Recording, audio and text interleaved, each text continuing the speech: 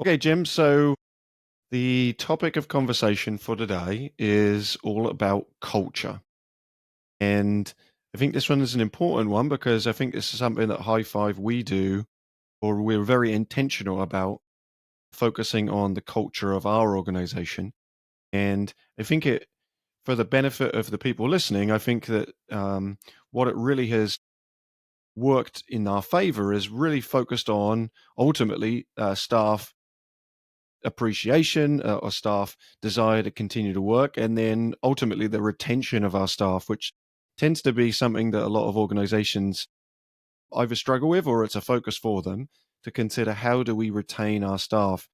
And we were recently hiring, and someone had asked the question, how long have people worked at High Five, as part of their questions to us? And that's a really good question to consider, because it could be that if everyone had only been here 2 years, that's Right. probably a really good demonstration of poor culture. Like, there's not much retention in the staff, but because a large number of us have been here 5 years plus, I think it demonstrates the culture of an organization. And I know that is a really important role that you play here as the founding director at High Five.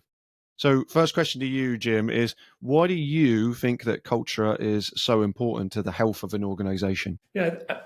I mean, it's always struck me that I never separate it from the work that the place does or what we do. So for High Five, we have our mission, we have our, focus of what we're trying to accomplish with the people we're working with. But I think a culture that's in place in a good, positive way is what makes that happen. If there's collegiality, if there's shared passion, if there's, relationships built and people feel trust and confident with one another, then they can pretty much do anything. And when you take that away, it's almost impossible. And it's whether you're running a business or a school or a sports team or any of those settings. And I think at High Five from day one, maybe because of the way that we started, when we started 23 years ago, we knew very clearly what we wanted to do with the, in big ways, with the culture. You have to make the money. If you don't make the money, you really don't have an opportunity to do what you want to do. But I think we were very intentional, and that has carried through for the last 23 years. But I've always seen it as just an integral part of what we do, and it should appear everywhere. It's not. We just came back from a 3-day retreat, which is great, but that's one of maybe 50 things that should take place. You know what I mean? What do the other ones look like? That everybody does, that just supports a culture that builds relationships and trust, and then those relationships then allow people to do really good work together. I decided to before this, I decided to Google culture because I felt, oh, maybe we'll see what Google presents itself. The Mhm. one that I found the most interesting is not the one that says, about organizational culture, but is the definition from the biological perspective of a culture, like a collection of cells. This is what it says: maintain in conditions suitable for growth. So you create the conditions that are suitable for growth. It strikes me that the biological definition of culture, it really is applicable Yeah, to an organization culture. You're creating conditions that are suitable for growth. yeah. Um, And they can flourish. It's like gardening, I guess, which I've never been very good at, but you have the right mix, you get the right things in the soil and things flourish. And I think that's so true of culture. That I think it was, when we interviewed Jeff Ward once, the hockey coach, he said 10 teams can win the championship, but the one that will win has the best culture and chemistry as compared to maybe just they have all the talent. So every place has talent. And I think it's so striking in schools when you go in and out of schools and you get a feel for the culture and what's the chemistry like and how is the staff relating and all of that has a huge ripple effect of what does it then look like in the classroom. Is it a happy place to be? Are there pictures hanging around? Is there artwork in the hallways? All those kinds of things. Do people welcome you and smile when you come in the door? Or do they look at you as suspect, like, what are you doing here kind of thing? And our work at High Five, with what you and so many others do, we're in and out of a lot of different places, whether it's a camp or school or other organizations, and it's fascinating how quickly you get a feel for like, wow, what's going on here. yeah, over the the years of you working here or and founding here, and also your introduction to different people, what's some of the advice or examples that you've seen that you've taken note of and tried to relate into the work you do? Hmm. Yeah, when you use the word advice, I don't know if I ever got like direct advice, but I was with people at various times in my career that just modeled good culture. I mean, a very good example would be a fellow named David Mallory, and he was the director of professional development for the National Association of Independent Schools. And he ran a conference once a year called the Westtown Seminar, which was down in Pennsylvania. And it was 100 teachers invited, and it was just teacher rejuvenation. That was his whole goal in bringing people there. Yet and I went there for 15 years in a row, and we did sort of the first day of the programming to sort of bring the people together because they were going to be there for 8 days for a conference, and he wanted them that first day to really gel as a group. Then he felt like they could move through the subsequent days and really enjoy each other more fully as colleagues. So we would do our thing, and then one year I stayed for the whole thing. It was just fascinating how many touches there were of relationships and just how he allowed people the time to connect. I think the conference each day ended at 3. So from 3 to 6 was free time. You could do anything you wanted. You could go sit under a tree, you could run around the track, you could do whatever. But he was just trying to constantly instill culture. And then after you went to this thing, and after we did our thing the first day, I would always get a personal note from him in the mail, a note card, which is unusual. You don't see a lot of those anymore. And I always said to him, David, how do you have the time to do that? Like, how do you make that happen? And he did this conference for 46 years. And he goes, oh, it's the most important part of my day. I said, really? And he goes, yes, like reaching out with a personal note to you or whoever is the important part of my day. So I make time for that. And that to me was, again, not so much advice, but wow, he was just modeling what it takes to build a group. And that, I don't think there's a better example of a conference. I've never experienced anything like it. And when we started our own symposium at High Five, it was, trying to capture a little bit of that flavor. Of course, it's only one day, so it seems like it flies by very quickly. But, and there's countless other examples of, people just trying to share what's important to them. Max Offenberger from the Boston Bruins once said, he goes, we're not building better hockey players, we're building better people who become better hockey players. And he says that's all about their connections with one another and that sort of thing. So, we all get, you hear something that somebody says to you and you say, wow, that's a keeper. That really makes a lot of sense. I mean, I could go on and on, but I think there's so many examples of that. And even going back to my college days, I think I learned it was all about the people early on, with whatever you were trying to do or accomplish. And I loved that. And I'm sorry, go ahead. What's that quote, Jim? You've referenced it before. I'm blanking. It's like a quote about you don't remember something about teachers. You don't remember those who you've taught those who love you or care for you. What's that? What is that expression? Nobody cares how much you know until they know how much you care. Something like that. Yeah. And I think that kind of, for me, represents that feeling of culture. I think that the term culture gets brought up a lot in organizations. We need to improve the culture. We need, like, we hear that a lot, like from clients as well, asking us like, yeah, I think we need you to come in and shake up the culture of the organization. And I think that sometimes, I think that they forget the small things. It's almost the legacy idea of sweeping the sheds. Like, Yeah. nobody's too big to do the small things that need to be done.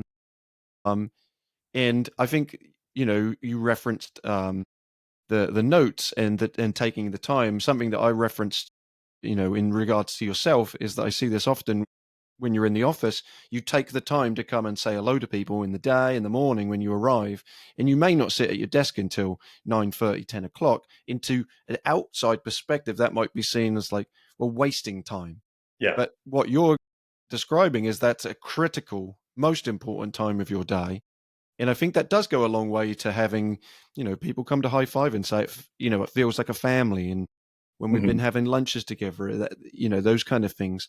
What are some of the other like examples of strategies that you see maybe we do at High Five that you think focuses on culture and has been been present in the way that we're able to retain some of our staff because of it? I think I was telling you at the retreat, there was a list of 50 of these that we did at one retreat, all the ways that we formed connections. I've never been able to find it since that, whatever that retreat was. But I mean, I think they're countless. Like you said, it's the simple things like that, whether it's me or it's anybody else. I mean, how do people come in and spend a little time? And it isn't even so much like, checking in on their work. It was always a little weird when I was in the executive director position because you weren't sure if people were checking up on you, which, I didn't tend to do. But more just a personal conversation, like, how was your weekend? How's things going or whatever? You mentioned lunches, it just seems almost natural that many people gravitate to have lunch with one another. It doesn't happen too many places. There's a huge business we worked with for some time, and they have a big cafeteria. Almost nobody is ever in it. Most people would eat lunch at their desk or at their workplace.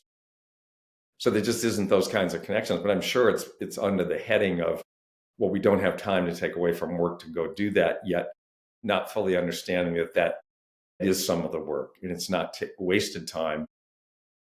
It's building connections and culture, and you say even try to be a place where people want to stay. They always say people never leave jobs for the most part because of salaries. They leave it more like what's it feel like? What do I like being there? Does it? You said we have a lot of people that have been in High Five a long time, so I'm assuming they must like it. You know what I mean? If somebody doesn't like it, they should probably do something different.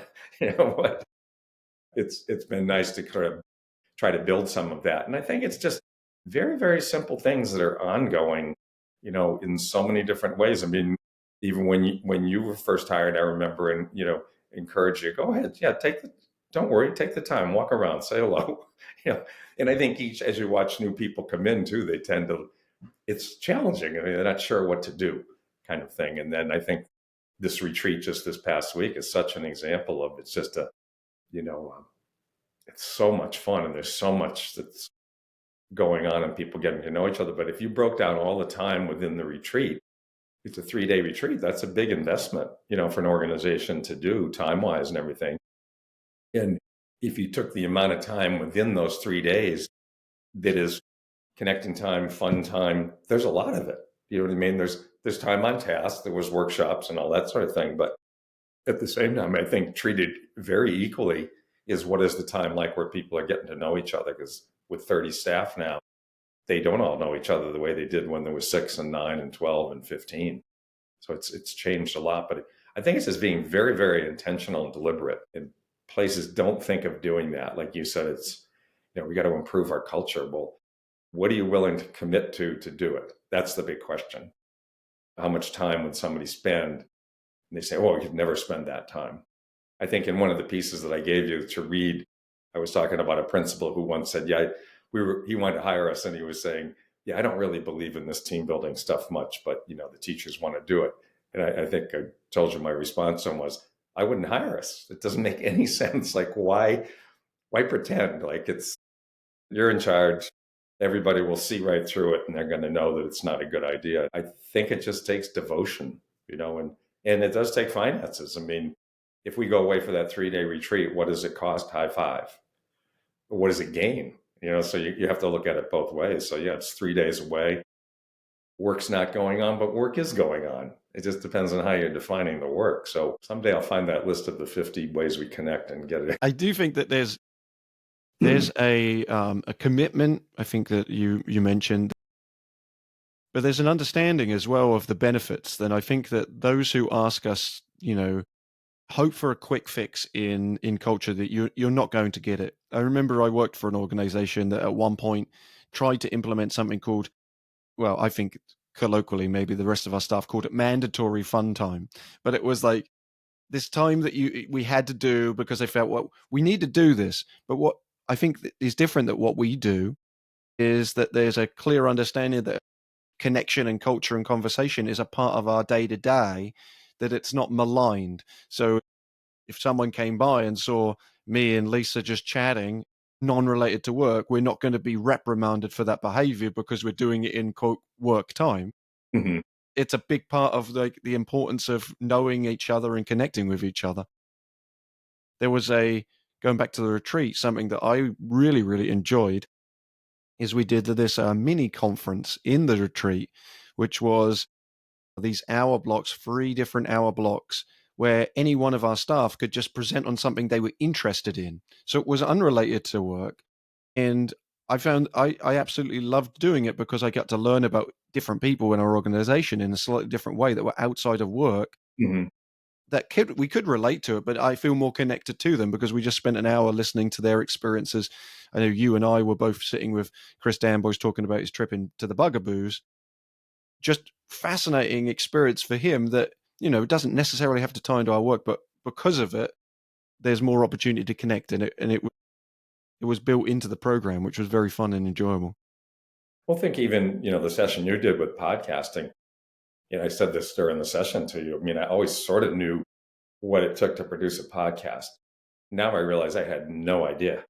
Oh my word, as I was watching you dance around the screen with all the things that you had to do that. And then when you were talking about, you know, who was your mentor? I think somebody asked and you said Google, and going from zero to whatever level you're at now. I mean, just fascinating.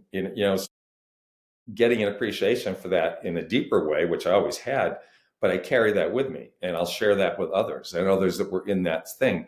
So you can't quantify all that. That's just good stuff that builds on people's connections and relationships and appreciation of one another.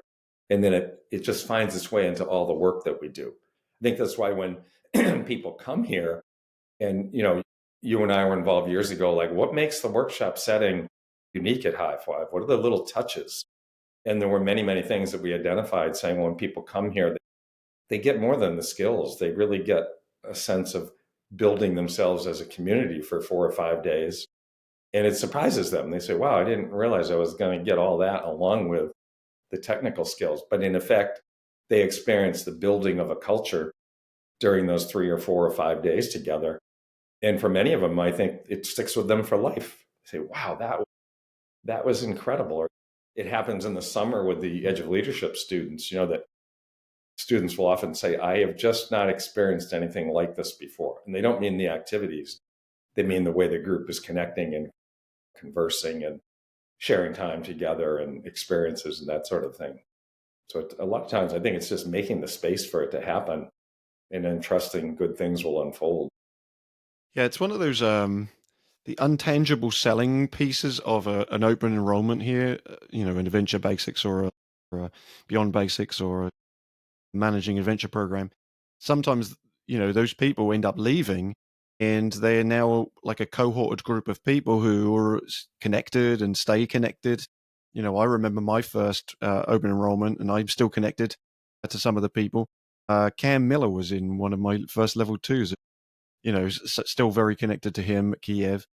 Um, and I think that there is something, the intangible benefits of coming to an organization that focuses on culture and builds it into their program and builds it into the training models is that they're going to feel, um, for a better word, loved, welcomed and Mm-hmm. supported. And once again, we've cultivated an environment for growth, both internally for our own staff, but externally for people who come. And I often make the reference that once you've come to a workshop here, you're a part of the extended family. And I think that Mm. there's something important to that I think shouldn't be disregarded by people, that's intentional in what we do. And it does take time and energy. And reality is for most of our trainers, once we've got used to the content that we're providing, the stuff that I have to teach, the conversations we have with training teams is how can we make the culture, make the environment feel more welcome. The steps of writing people's names on a board as they come in Yeah. and taking the time to listen to them, and sitting at lunches and chatting and then contacting them months after and checking in on them and seeing how they're doing. And it's all intentional. It's all built in, and it takes time and energy for us to do it. When you think of the intention of adventure education is really to help develop people, yes, you need the skill sets, obviously. But I can remember being in an external meeting at one point in time, and the comment was they were talking about the length of training. I think it was around we were setting up the standards for practitioner certification, and the comment was made, well, we cover all of that in 5 days, and basically it would have been our entire 5 day adventure basics and our advanced, beyond basics, all in a 5 day period. And I thought that there's no way you could cover all of those skill sets. And if you did, there was no time for anything else, no connecting, no relating, anything like that. And I think we've always tried to do the opposite. It's a given that people have to have the right skill sets. They can't hurt anybody when they because they didn't get what they needed when they left here. But I think they can get so much more in terms of the culture they experience. And that really goes back to the roots of high five and our culture, because we're empowered to do that with them. Do you know what I mean? That becomes part of the DNA of what we build into our workshops because we try to live it and experience it. And sometimes we get it wrong. There's been enough times over the years like, oh, that could have gone better internally with different things. And it's like, okay, that could have gone better. Excuse me, what do we need to do, to improve it? Excuse me. But I think that's family, right? Like when I can't think of many actual intact family groups that are perfectly smooth and harmonious, but there's still like overall feelings of support and growth that you Yeah. experience in a family. And I think that we do experience that with our organization, which is a rarity. Hmm. Once again, that cultivation of growth, I think it is a really important thing. I don't feel like I've stagnated in the almost 10 years that I've been here. And I think that is once again a rarity, because I think that Hmm. that could be certainly an experience that people have in their own organizations where you're like, well, I can't see where I go from here. What's the next step for me? And, you referenced the podcast again, we're on it, we're talking about it, but it was one of those examples where I was given the freedom to be able to follow something that I was interested in. Hmm. And now it's become the thing that it's become. But done so because of that. That's that cultivation of growth from the organization to allow me to do that, and I wouldn't have been able to do it without. So it's one of those, it's like the Ouroboros snaking its tail. Where's the chicken or the egg? It's one of those kind of scenarios where, yeah, this is a perfect example that even that we're talking about this today on this platform is an example of the culture that we had at High Five that allows me to do that. And so the hope is for people listening is that you're in an organization that also would allow you to take risks and try new things for the Sure. benefit of all parties. What do you think of during the pandemic? Years or year, I'm not sure. It seemed like it went on a long I time. know. But it was such a test, I think, of the culture in so many ways because there was so much fear, so much unknown. We didn't have much to rely on beyond each other, and having faith that everybody was doing everything they possibly could to try to get, what started with 22 people, have 22 people on the other side. And that is exactly what happened.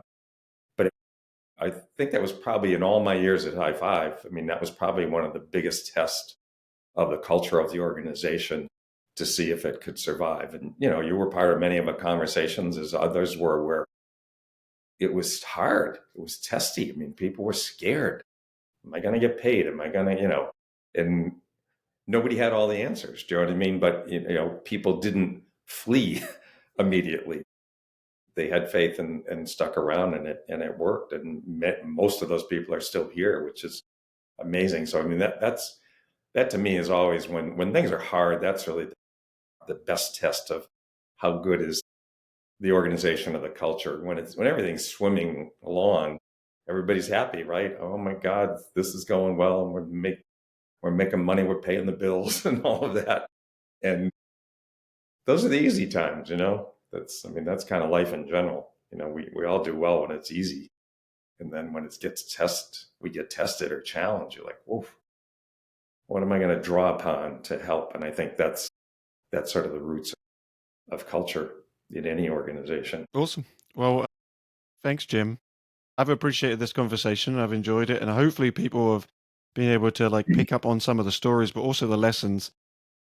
This isn't an attempt for us to show how awesome High Five is, but just to really talk about the culture is intentional in that if you want to, you can all do it equally in your own organizations, but it just takes that little bit of time and remembering that we're all human. So tapping into the human components of the organization. We're a collection of different people. We're not a end goal of making money, which I think is which is sometimes the pitfall for some organizations that I think we've experienced in the past, where they're focused. The end goal was focused incorrectly. Yeah. And you can do both. I mean, if you're doing everything right, people are going to want what you do, and you're going to make the money you need. Yeah, And simple I as think that. I always default to hockey stories. So strike those two stories. If they don't fit in well, it's almost embarrassing. But they always seem like extreme. Do you know what I mean? Like, wow, I never thought of that at that level, but feel free to knock them out of there. No, not at all. I'll always keep hockey stories in, Jim. Awesome. Thanks, Jim.